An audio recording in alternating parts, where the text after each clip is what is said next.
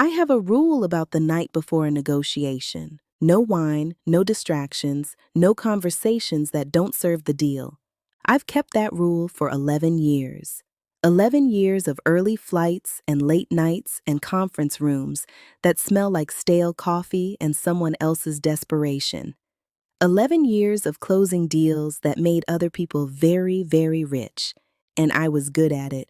I was the best in the room almost every time. Not because I was the loudest, not because I was the most aggressive, but because I read people, really read them, before they ever knew I was watching. I had never walked into a room where someone had already read me first. Until Seoul. 3 weeks earlier, my managing partner, Richard Halloway, called me into his office at 7 in the morning. That was never good news. He told me Halloway Capital had quietly accumulated a 34% stake in Seoul Group, a South Korean conglomerate worth somewhere north of $12 billion. Logistics, biotech, real estate. Clean books mostly. Strong margins in 3 of 4 divisions. The 4th division, the one losing money, was the problem. Richard wanted control of the board. He wanted to restructure, cut the loss-making division, and flip the company's valuation within 18 months. Standard playbook. I'd done it 4 times before. Fly to Seoul, get them to the table, close. He made it sound simple. They always make it sound simple. He told me the CEO was a problem. Seo Jun-ho, 38, third generation, never lost a negotiation in his life. Excellent lawyers. Big ego. Use it. I told Richard I didn't use egos, I used facts. He smiled the way men smile when they think they're being patient.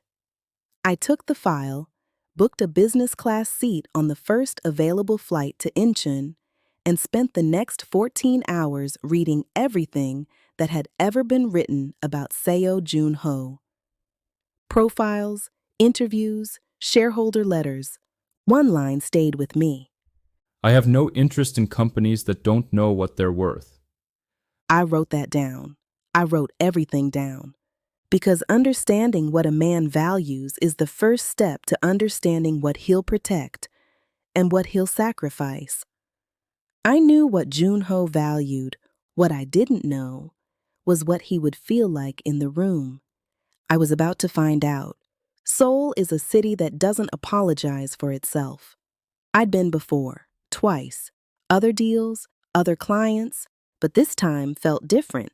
Or maybe I did. SEO Group's headquarters was in Gangnam, 42 floors of glass and intention.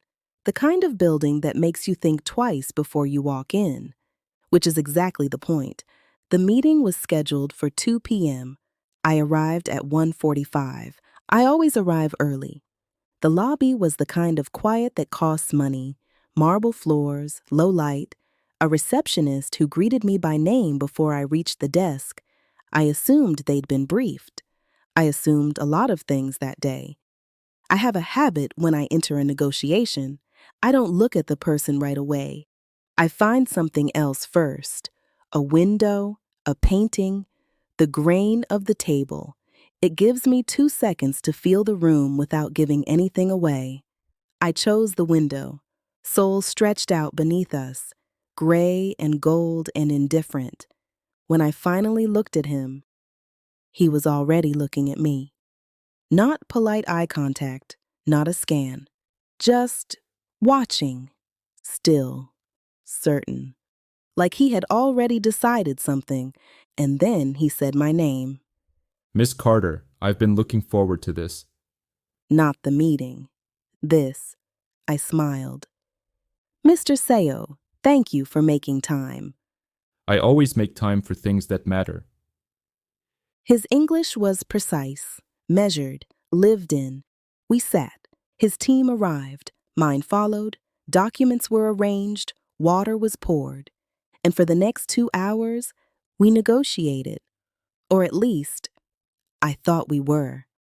Halloway's position was simple. We held 34%. We wanted board representation, 2 seats, minimum. In exchange, we would defer restructuring the failing division for 18 months. It was generous. Hostile takeovers rarely come with courtesy attached. His lawyers pushed back. Observer status. No vote. Meaningless. I declined. Then Junho raised his hand. His lawyers stopped mid-sentence. That kind of silence only happens when people are afraid of disappointing someone. He looked at me, not at the papers, at me. What does Holloway actually want with CO Group? Not what's in the proposal. What does your client actually want? Because what I'm reading here is a structure that profits most if we fail. And I don't think you came all this way to oversee a failure. The room went quiet. His lawyers shifted. Mine looked at me. I held his gaze. 3 seconds. That's a question for my client, I said. Then I'd like to ask your client. He replied. Directly. Can you arrange that? I told him I'd pass it along. He nodded. And just like that, the moment ended. But it hadn't. He knew. He knew exactly what Holloway was doing. And he wasn't going to pretend otherwise. He was the most interesting person I had been in a room with in years. I did not intend to find that dangerous. I was wrong. I had 30 seconds in the elevator. I know because I counted. He stood beside me. Not close. Close enough. You didn't answer my question. He said. I answered it correctly. You answered it safely. I turned to look at him. Mistake. He was closer than I thought. Not smug, not challenging, just open, like a question still waiting. Mr. CO? Junho. The doors opened. I stepped out. He didn't follow. When I looked back, he was still there, watching, unhurried, like he had all the time in the world, like he already knew how this ended. I sat with the SEO Group financials until midnight. The numbers were strong. Even the failing division wasn't failing. Not really.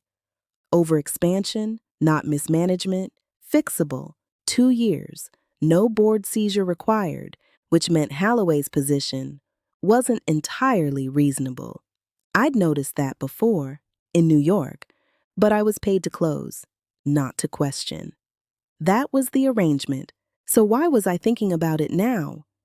I knew why. A man in an elevator had asked me one honest question, and I had given him a lawyer's answer, and it had stayed with me for 6 hours. That had never happened before. I called Richard. Voicemail. I told him the meeting went as expected, that Seo Junho would be difficult. I did not say he might also be right.